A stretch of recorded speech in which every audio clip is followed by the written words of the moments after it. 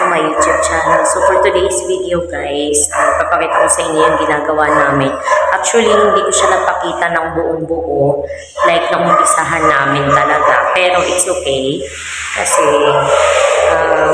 at least papakita ko na lang dito. Like, isa-swipe ko na lang yung mga before na pictures. Ayan. So yan yung mga before na pictures, talagang walang-wala siya.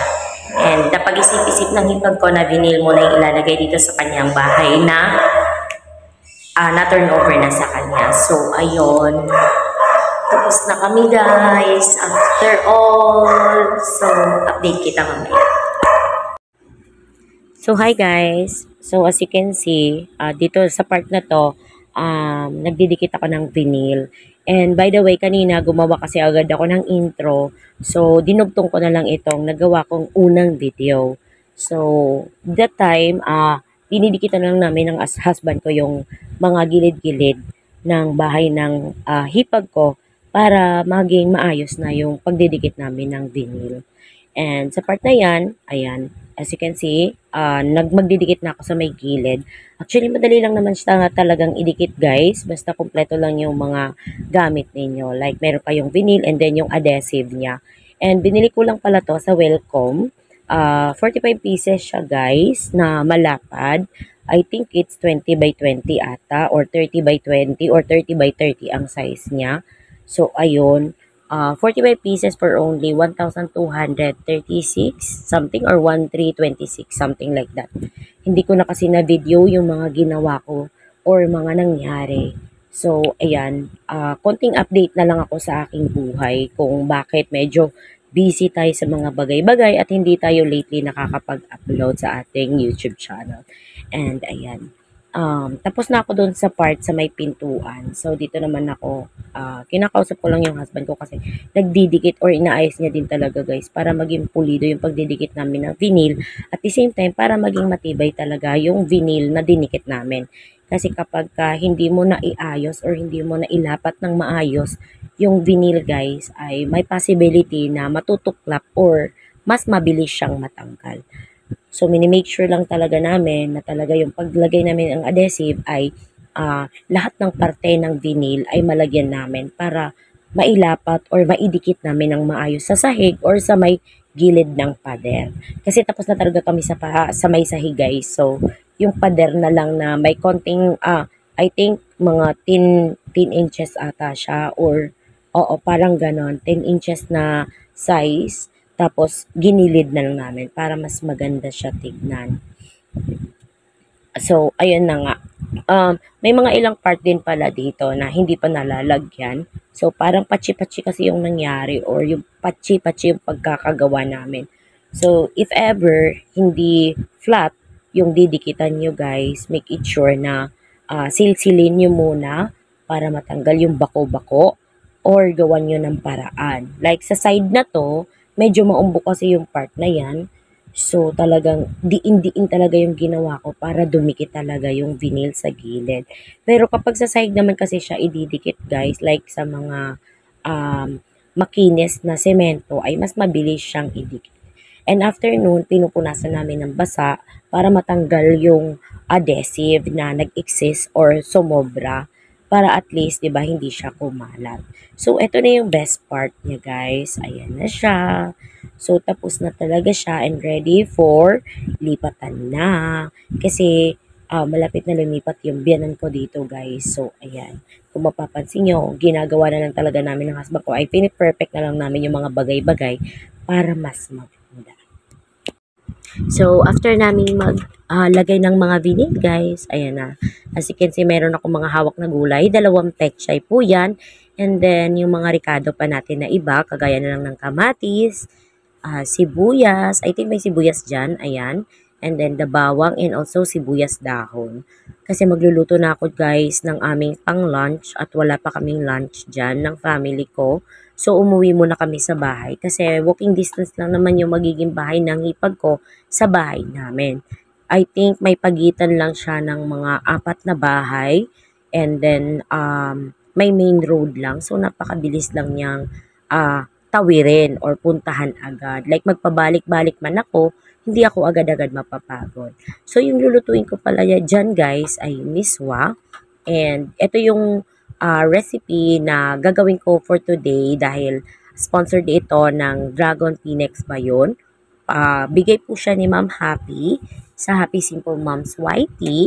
So, ayan, bigay po siya ni Ma'am Happy para gagawa namin ng munting video. At dahil may bago silang, na-enhance kasi nila yung kanilang business sa noodles, guys. So, ayan. So, for the cooking na tayo dyan. And, yung hinalo ko lang pala dito sa ating miswa ay chicken. So, ayan yung chicken legs.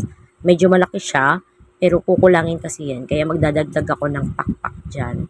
And hihiwain lang yan ng maliit-liit guys para at least dumami yung chicken. And also, alam nyo naman pag nagluluto kayo ng miswa, like yung mga regular miswa na cook lang, kailangan talaga nating mga Filipino yung mga ganyan-ganyang lutuan, ba diba?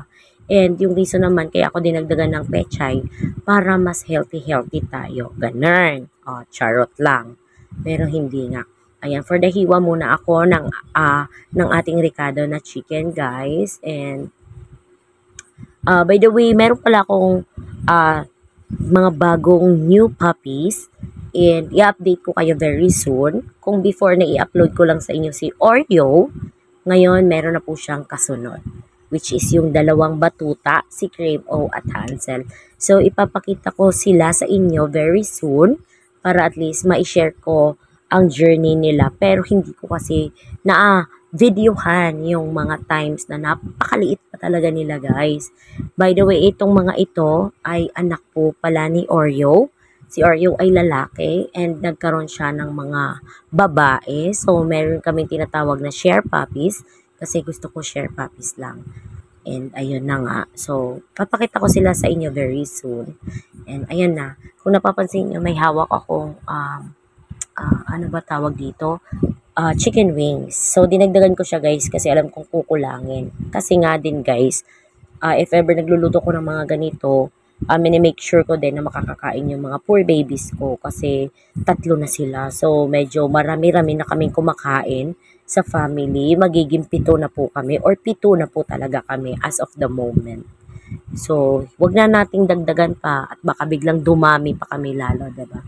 So, ayan. Tapos na ako maghiwa ng chicken. So, ready to cook na tayo, guys. And, ipapakita ko sa inyo kung paano ko niluto yung miswa para ma-share ko din sa inyo yung recipe na ganito. If ever, gusto nyo ng quick menu or quick recipe na mabilis lang with 5 minutes to 10 minutes na lutuan, ito na yung pinaka-the best sa inyo. So, ayan. Very quick transformation tayo. Ito na nga yung kawali, umiinit na siya. So, nilagyan ko lang ng cooking oil. Kasi yung cooking oil, kailangan natin siya for gisado. Igigisa kasi natin yung mga ricados natin, guys. Kaya niyan bawang, sibuyas, and kamatis. So, gisa-gisa lang tayo para, alam niyo na, para lumasa ang mga ricado natin at para maging yummers, diba? So, ayan, for the gisa-gisa lang, hanggang sa mag-brown yan, guys. So, after mag-brown yan, ayan na, ilulunod na natin dyan ang ating best recipe or ingredients, ang chicken. So, yung chicken talaga ang magbibigay ng sarap at linamnam sa ating niluluto for today's video, guys. So, ayan na siya.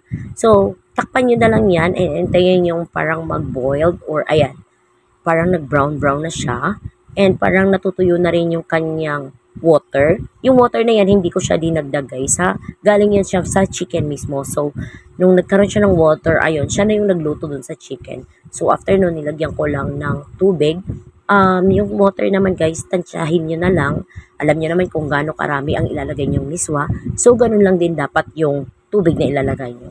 And, sa mismo pala guys, make it sure na if ever madami-dami kayong lulutuin, make it sure na medyo madami yung tubig kasi mas sumisip-sip talaga to guys.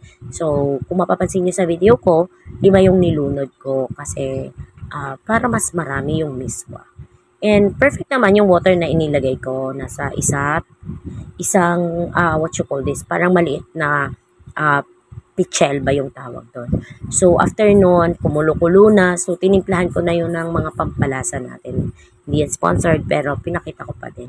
So, timplahan nyo lang na naaayon sa panlasa nyo. And if sa tingin nyo perfect na yung lasa niyan, edi go na yan. Ilaban nyo na yan. So, pakuluin nyo lang and huwag nyo masyadong i-overcook. Lalo na tong miso na ginagamit namin kasi hindi siya pwedeng ma-overcook dahil baka mamaya ay sobrang lata naman niya. So, after noon, ilunod nyo na agad yung gulay na meron kayo para fresh, 'di ba? So, ayan na yung peche natin, inilunod ko na. So, for the yummers na talaga yan. And ready to serve na yan, guys. So, ayan na nga. Wait nyo na siya ng mga 1 minute to 2 minutes lang siguro para at least kahit papano maluto muna yung pechay, 'di ba? And then humalo yung lasa niya doon sa sabaw nitong niluluto nating miswa or yung niluluto kong miswa. And ayan, perfect na perfect na yung panlasa diyan. Kaya gustong-gusto ko nang magkain or gustong-gusto na namin kumain dahil I think lunchtime na talaga to. So ayan, if isi-serve nyo, kung gusto nyo ng mga spring onion, pwede nyo siyang lagyan. So, ayan, quick lang din sa aming pag-arrange ng aming kainan. Mini table lang ang meron pa kami sa ngayon guys kasi hindi pa namin napaparenovate yung bahay dahil out of budget pa lang tayo. Pero very soon, sana hopefully mapagawa na agad namin ng husband ko. And kung mapapansin nyo, nanonood kami ng Carlos Yulo kasi di ba nga, gold medalist si Carlos Yulo and congratulations naman sa kanya. So, ayun, pinapanood lang namin yung kanyang mga laban sa panahon nung nandun siya sa Paris. So, ayan, kapag naganda na talaga kami ng kakainin namin guys, ayan, ready na talaga ako magsandok sa bawat isa kasi yan talaga yung routine ko every time nakakain kami at pag nagsasabay-sabay kami kumain. So, minsan naman kasi nauunang kumain or pinakauna namin si Pepper yung bunso kong anak. And syempre, huwag natin kalimutang magdasal and mag-thank you kay Lord sa lahat ng mga blessings na dumadating sa buhay natin. Maliit man yan o malaki, lagi tayong magpasalamat sa Kanya. So, ayan na, mag-enjoy na muna kami kumain guys. So, yun lang. Hopefully, nag-enjoy pala kayo dito sa aking mini video or mini vlog na ginawa ko. Hindi pala siya mini kasi umabot din siya ng mga 18 minutes. Pero, yun na nga. Kailangan daldalan ko lang ang pagbo-voice over ko para umabot tayo hanggang dulo. Ay, Diyos ko Lord. Hindi naman tayo namaos dito sa part na to, diba?